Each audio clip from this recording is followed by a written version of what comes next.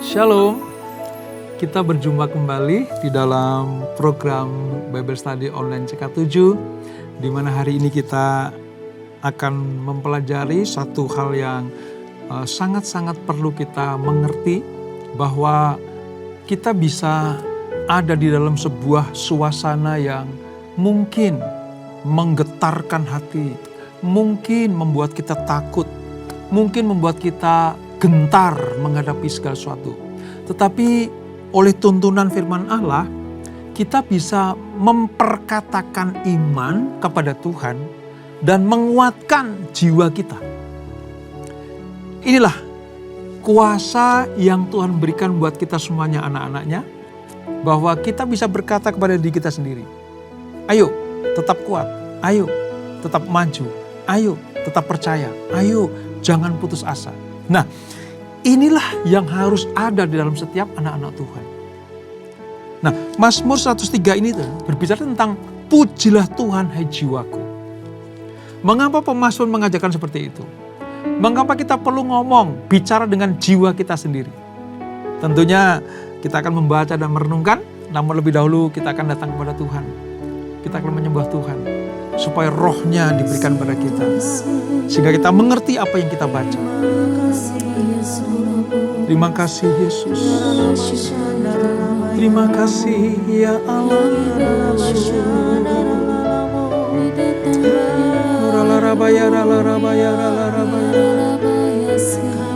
Terima kasih Tuhan.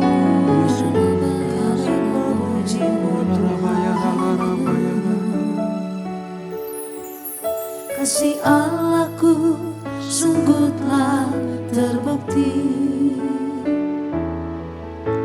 ketika Dia serahkan anaknya.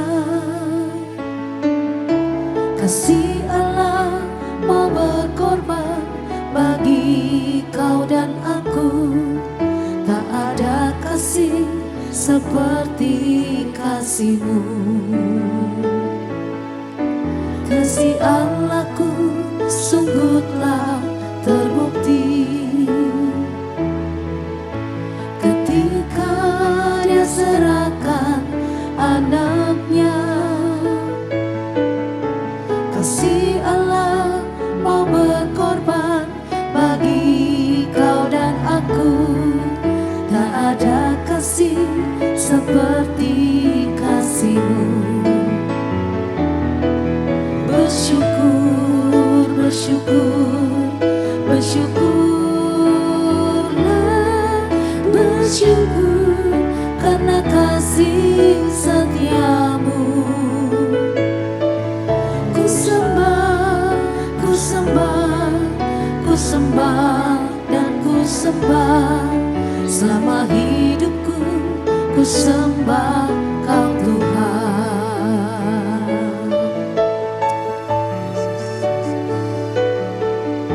Kasih Allahku sungguh telah terbukti ketika Dia serahkan anaknya. Kasih Allah mau berkorban bagi kau dan aku. Tak ada kasih seperti kasih-Mu. Bersyukur, bersyukur, bersyukurlah, bersyukur karena kasih setia-Mu. Ku sembah, ku sembah, ku sembah dan ku sembah. Selama hidupku ku sembah Kau Tuhan. Bersyukur, bersyukur, bersyukurlah, bersyukur karena kasih setia-Mu.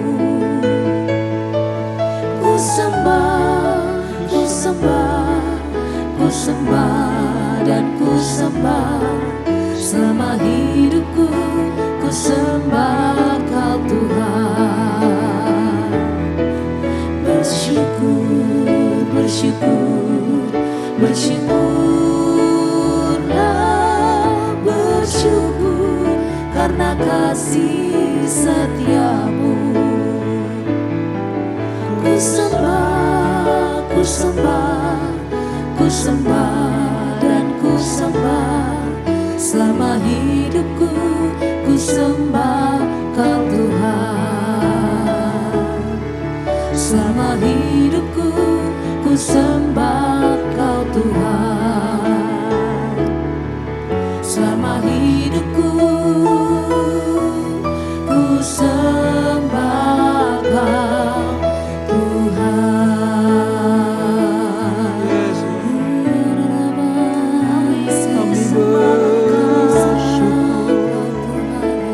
Sepanjang hidup kami, kami mau menyembah-Mu.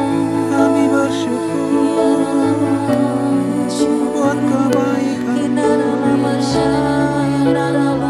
Kami bersyukur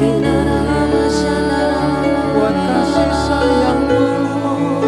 Sepanjang hidup kami memuji-Mu. Yesus,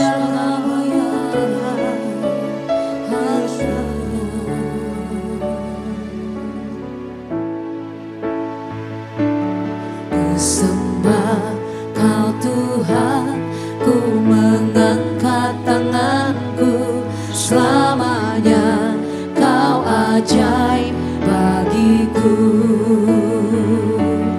Ku sembah Kau Tuhan, ku mengangkat wajahku. Selamanya Kau hebat bagiku. Ku sembah Kau Tuhan, ku mengangkat tanganku. Selamanya Kau ajaib bagiku. Ku sembah Kau Tuhan, ku mengangkat wajahku.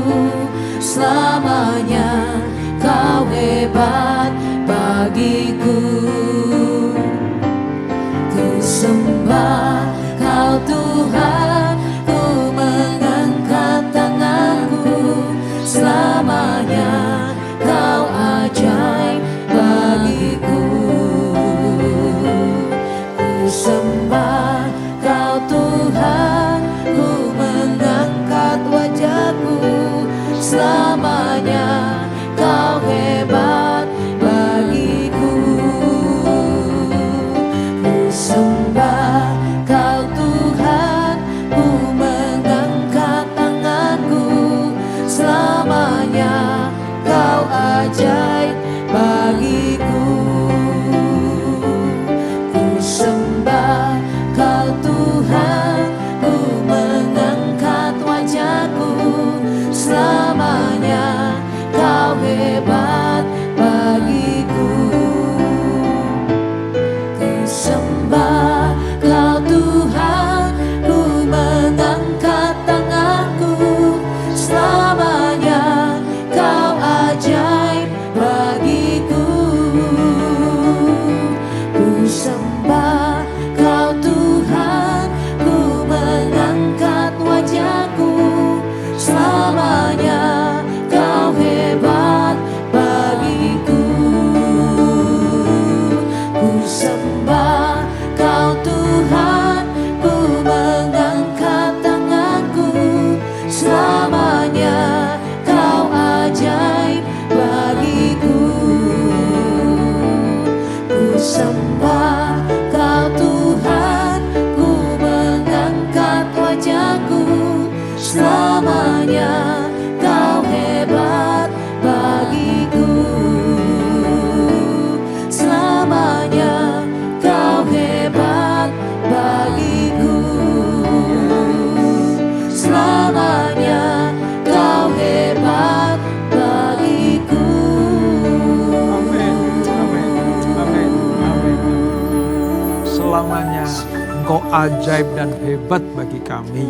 Itulah sebabnya kami bersuka cita, bukan hanya lewat mulut kami, tapi hati dan jiwa kami.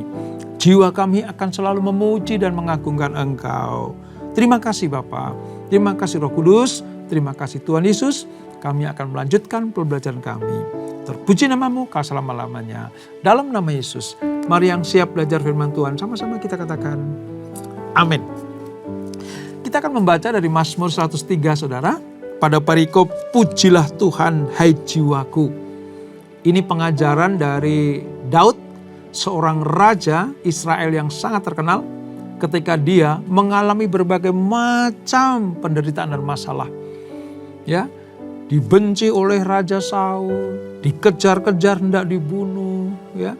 Dia harus lari mengasingkan diri. Belum lagi ya, anak-anaknya mengkudeta dia. Simei keturunan Saul mengeledek dan menghina Daud. Semuanya dihadapi Daud. Tapi mengapa Daud bisa kuat tampil sebagai pemenang? Ternyata Daud memberikan pelajaran dan pengajaran yang luar biasa.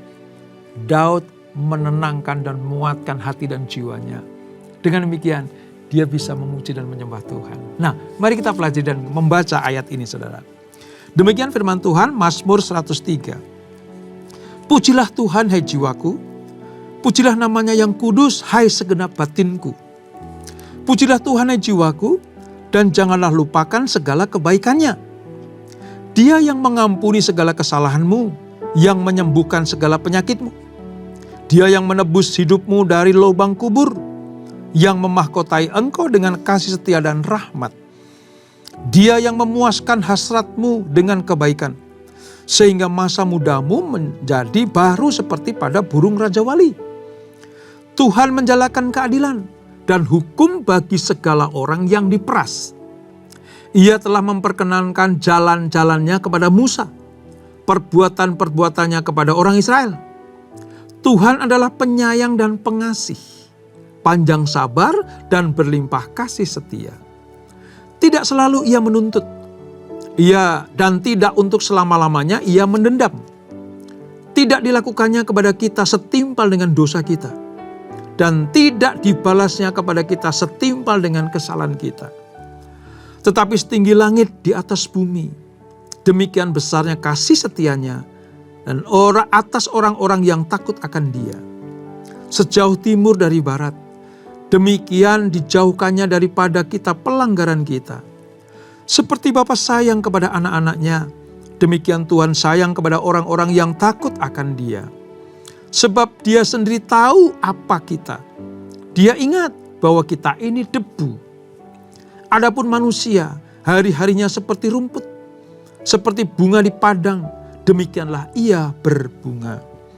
Apabila angin melintasinya, maka tidak ada lagi ia, dan tempatnya tidak mengenalnya lagi. Tetapi kasih setia Tuhan untuk selama-lamanya, sampai selama-lamanya, atas orang-orang yang takut akan Dia, dan keadilannya bagi anak cucu. Bagi orang-orang yang berpegang pada perjanjiannya dan yang ingat untuk melakukan titahnya. Tuhan sudah menegakkan tahtanya di surga dan kerajaannya berkuasa atas segala sesuatu. Pujilah Tuhan, hai malaikat-malaikatnya, hai pahlawan-pahlawan perkasa yang melaksanakan firman-Nya dengan mendengarkan suara firman-Nya. Pujilah Tuhan, hai segala tentaranya, hai pejabat-pejabatnya yang melakukan kehendak-Nya. Pujilah Tuhan, hai segala perbuatannya, di segala tempat kekuasaannya. Pujilah Tuhan, hai jiwaku. Saudara, banyak sekali lagu-lagu rohani ya mengambil dari ayat ini. Ya, sebut saja misalnya, setinggi langit dari bumi, demikianlah besarnya kasih Tuhan. Itu ada dalam syair lagu, saudara. Lalu sejauh timur dari barat, demikian jugalah dijauhkannya daripada kita pelanggaran-pelanggaran kita. Ada dalam pujian. Seperti Bapa sayang kepada anaknya. Ya, demikianlah Dia sayang kepada orang-orang yang takut akan Dia. Nah, ini Mazmur, ayat-ayatnya banyak sekali diambil untuk sebuah syair lagu. Dan lagu-lagu itu sangat memberkati kita, menguatkan kita, meneguhkan iman kita, dan mengingatkan kita bahwa Allah tidak pernah meninggalkan anak-anaknya. Nah, sepenting itulah pengertian kita tentang kasih Allah. Seperlu itulah kita mengerti bahwa Tuhan betul-betul memperhatikan anak-anaknya. Sampai-sampai Daud mengakui bahwa meyakinkan jiwanya bahwa Tuhan itu baik, Tuhan itu setia, Tuhan itu tidak pernah mengingkari janjinya, Tuhan itu berkuasa atas segala-galanya. Daud mengambil kalimat itu untuk menguatkan jiwanya karena keadaan sekelilingnya sungguh sangat membuat dia tertekan, membuat dia sangat-sangat menderita. Atau bahkan ketika dia ditegur oleh Nabi Nathan karena dia berdosa dengan berzina bersama dengan Batsheba, lalu membunuh suaminya itu Uria. Ketika dia ditegur pun dia menyatakan bahwa, "Hai jiwaku, lihat kebaikan Tuhan. Hai jiwaku, perhatikan bagaimana Allah itu baik. Oleh sebab itu, hai jiwaku, pujilah Tuhan." Wow. Kita memiliki teladan hidup yang luar biasa dari seorang Daud. Sebab apa, saudara? Daud menyatakan, mengungkapkan rasa syukur dan pujian kepada Tuhan atas semua entah keuntungan, berkat, serta kasih setia Tuhan yang dilimpahkan atas umat perjanjian. Ya kepada Daud pribadi, ya kepada anak cucunya, ya kepada orang Israel yang dipimpinnya, termasuk sekarang di perjanjian baru. Saudara dan saya wajib mengucap syukur karena segala berkat dan anugerah yang diberikan Tuhan kepada kita. Jangan pernah sekali-kali kita abaikan Allah. Jangan sekali-kali kita melupakan kebaikan Tuhan. Kalau kita tidak bisa melihat hal seperti itu, celakalah kita, saudara. Berapa banyak dan berapa kali Tuhan menolong kita. Sampai-sampai diberikan anaknya yang tunggal, yaitu Yesus Kristus. Supaya barang siapa yang percaya kepadanya tidak binasa. Harusnya kita yang dimurkai Allah. Harusnya kita yang dihajar Tuhan. Harusnya kita yang dihukum Tuhan dengan hukuman yang kekal itu. Tapi karena kasihnya, kebaikannya, dia seperti seorang bapak yang sayang kepada anaknya. Masa sih kita mau melupakan hal itu? Masa sih kita mengabaikan kebaikan Tuhan itu? Puji Tuhan, lewat kuasa Roh Kudus kita diingatkan. Ayo memuji Tuhan, ayo menyembah Tuhan, ayo jiwaku pujilah Tuhan. Sebab dia Allah yang besar dan berkuasa. Nah, kalau kita mundur sejenak, saudara. Sejak kejatuhan Adam dan Hawa, ketika dia jatuh dalam dosa, itu mengakibatkan Adam dan Hawa dan keturunannya itu mengalami penderitaan demi penderitaan. Saya bisa membayangkan bagaimana kalau seandainya Adam dan Hawa tidak berbuat dosa. Tidak akan pernah ada penderitaan. Nggak ada masalah. Nggak akan ada penyakit. Bahkan tidak ada kematian. Kenapa? Karena Adam dan Hawa hidup kudus, benar, dan tidak berbuat dosa. Tapi nyatanya mereka jatuh dalam dosa. Lebih mendengarkan bujuk rayu si iblis dalam bentuk ular itu. Memakan buah yang dilarang oleh Tuhan. Buah pengetahuan yang baik dan yang jahat itu. Dengan harapan Hawa dan Adam itu mau sama seperti Tuhan. Tapi nyatanya mereka mengingkari perjanjian Tuhan. Dan akibatnya apa? Mereka terusir dari Taman Eden. Taman kenikmatan kekal itu. Dan lebih daripada itu, Adam dan Hawa serta keturunannya akan mengalami kesulitan demi kesulitan. Mengalami penderitaan demi penderitaan. Mengalami sakit penyakit. Itu turun-temurun.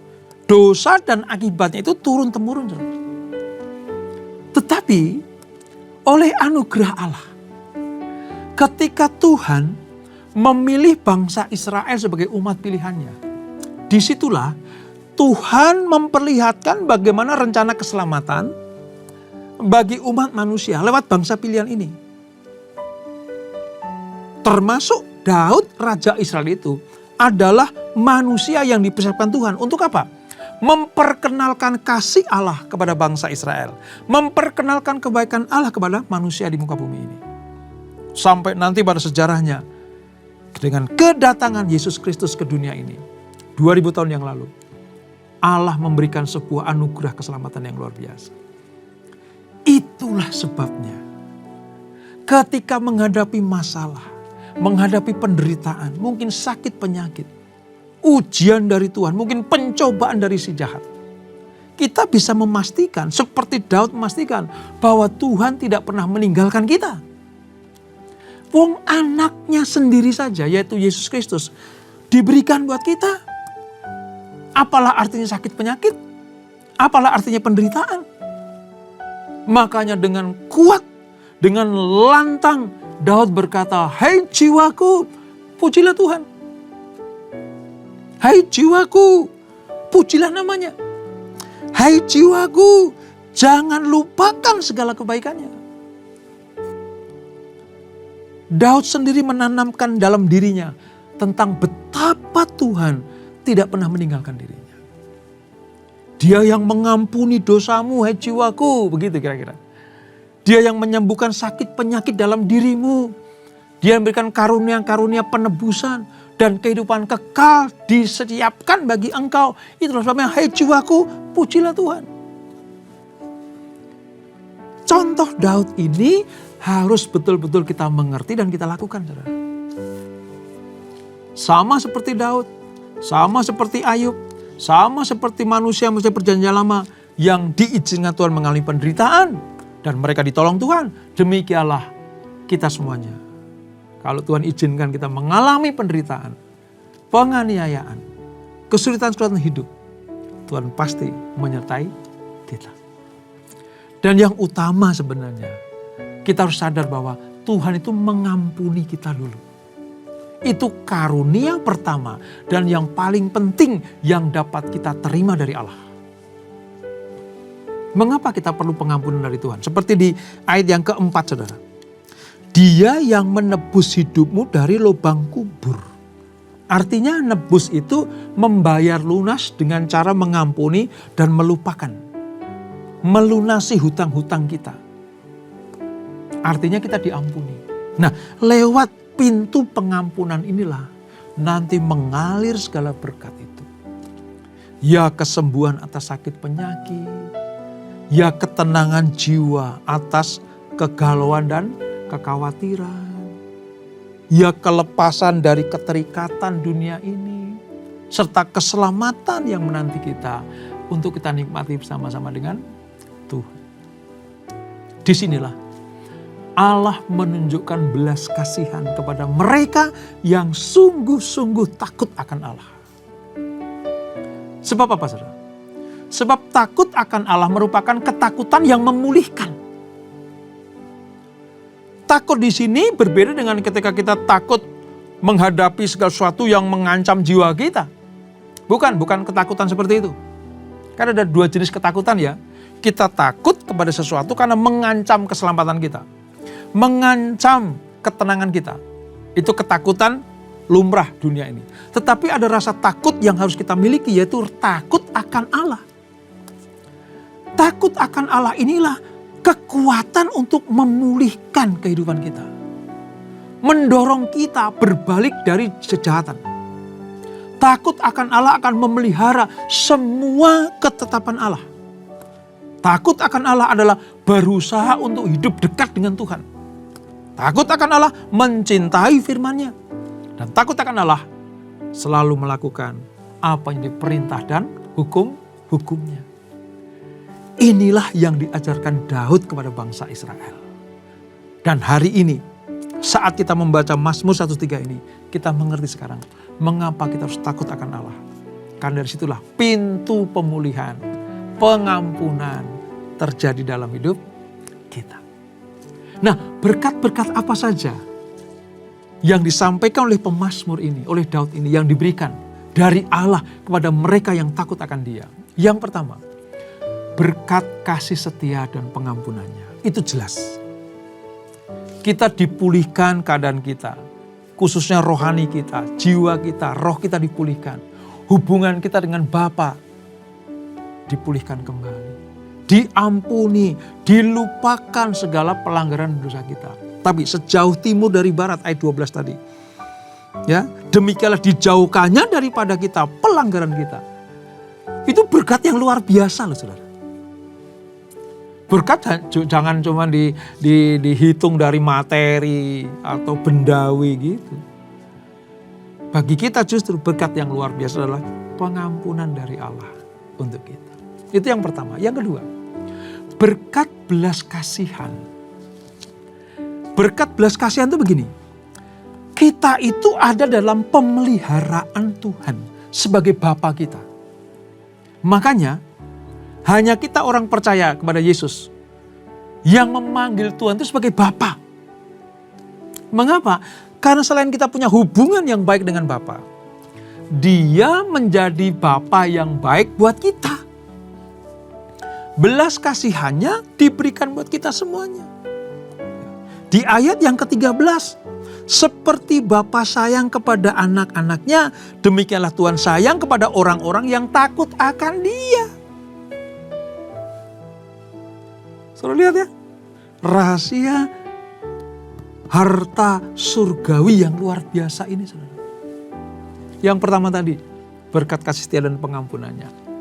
Yang kedua, belas kasihannya seperti seorang bapa kepada anaknya. Dan berkat yang ketiga kepada orang yang takut akan Allah adalah kesetiaan dan kebaikannya kepada anak-anaknya.